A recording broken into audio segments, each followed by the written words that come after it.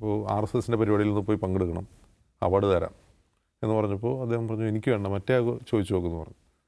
ആ മറ്റേ ആൾ RSSൻ്റെ പരിപാടി പങ്കെടുക്കുകയും ഫേസ്ബുക്കിൽ ഫോട്ടോ ഇടുകയും ചെയ്തു. ആ ഫോട്ടോ ഇപ്പോഴും അയാളുടെ ഫേസ്ബുക്കിൽ കിടപ്പുണ്ട്.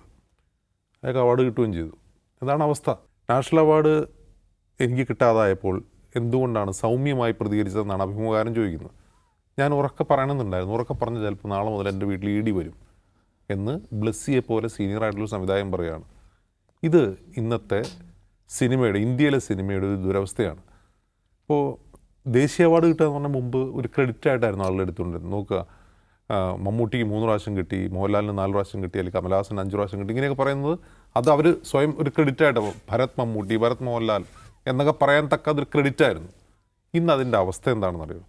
ഇന്ന് നാഷണൽ അവാർഡ് പ്രഖ്യാപിക്കുന്നതിന് മുമ്പ്, മാസങ്ങൾക്ക് മുമ്പ് തന്നെ ഭരണകൂടത്തിനോട് വിധേയപ്പെട്ട് നിൽക്കുന്ന ചില ആളുകൾ, അവരിൽ ചില സിനിമകൾ പിടിച്ച ആൾക്കാരുണ്ട്, സംവിധായകരുണ്ട്, അവർ നടന്മാരെയും സംവിധായകന്മാരെയും സമീപിച്ചിട്ട് പറയും വരൂ നാഷണൽ അവാർഡ് തരാം, വേറെ ഒന്നും ചെയ്യേണ്ട, RSSൻ്റെ 2 പരിപാടിയിൽ പങ്കെടുക്കുക, ആ ഫോട്ടോയിൽ നിന്നെടുത്ത് ഫേസ്ബുക്കിലോ ട്വിറ്ററിലോ ഇടുക, സെറ്റാക്കാം.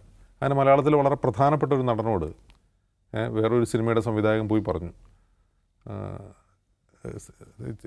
അപ്പോൾ ആ സിനിമയിലാകട്ടെ 2 നടന്മാരാണ്, 2 പേർക്കും തുല്യ പ്രധാനമുള്ള 2 നടന്മാരാണ്.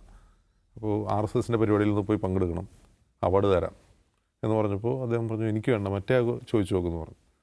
ആ മറ്റേ ആൾ RSSൻ്റെ പരിപാടി പങ്കെടുക്കുകയും ഫേസ്ബുക്കിൽ ഫോട്ടോ ഇടുകയും ചെയ്തു. ആ ഫോട്ടോ ഇപ്പോഴും അയാളുടെ ഫേസ്ബുക്കിൽ കിടപ്പുണ്ട്. അയാൾക്ക് അവാർഡ് കിട്ടുകയും ചെയ്തു. എന്താണ് അവസ്ഥ? അപ്പോൾ അത്രമാത്രം രാഷ്ട്രീയവൽക്കരിക്കപ്പെട്ട, അത്രമാത്രം സ്വജനപക്ഷപാതിത്വമുള്ളൊരു മേഖലയായി നാഷണൽ അവാർഡ് മാറിക്കഴിഞ്ഞിരിക്കുന്നു. ഇനി ഈ നാഷണൽ അവാർഡിലേക്ക് മലയാളത്തിലെ പ്രധാന താരം സിനിമകൾ അയക്കുന്നില്ല. ആ താരത്തെയും ഈ പറയുന്ന ഈ മേപ്പടിയാന്മാർ പോയി കണ്ടിട്ട് നിങ്ങളൊരു RSS പരിപാടിയിൽ പങ്കെടുക്കണം, ഒരു ഫോട്ടോ ഇടണം എന്ന് പറഞ്ഞു. ആ മഹാനായ നടൻ അതിൽ പങ്കെടുത്തു, പക്ഷേ ഫോട്ടോ എടുക്കാൻ തയ്യാറായില്ല, അതുകൊണ്ട് അവാർഡും കിട്ടിയില്ല. ഇതാണ് അവസ്ഥ. അപ്പോൾ ഇത്തരത്തിലുള്ള ഡീലിങ്ങുകളാണ് ഇപ്പോൾ നാഷണൽ അവാർഡിൻ്റെ പേരിൽ നടക്കുന്നത്.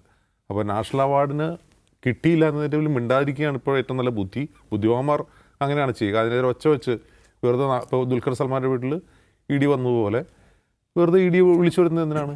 അത് ഒരു ക്രെഡിറ്റ് അല്ല. ആ അവാർഡ് കിട്ടുക എന്നുള്ളത് ഇന്ന് ഒരു സംവിധായകനെ സംബന്ധിച്ച് ഒരു ക്രെഡിറ്റേ അല്ല.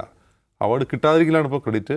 കിട്ടുന്ന അവാർഡ് ആർക്കൊക്കെയാണ് കിട്ടുന്നത് നമ്മൾ നോക്കിയാൽ, കഴിഞ്ഞൊരു 10 വർഷത്തെ ലിസ്റ്റ് എടുത്ത് നോക്കിക്കഴിഞ്ഞാൽ അവാർഡ് മേടിക്കുന്നതിൽ എന്തെങ്കിലും മേന്മയുണ്ടോ, അതൊരു ക്രെഡിറ്റ് ആണോ എന്ന് ഓരോരുത്തർ ചിന്തിക്കുക. അപ്പോൾ വളരെ ബുദ്ധിപരമായ തീരുമാനമാണ് ബ്ലെസ്സി എടുത്തതെന്നാണ് എനിക്ക് തോന്നുന്നത്.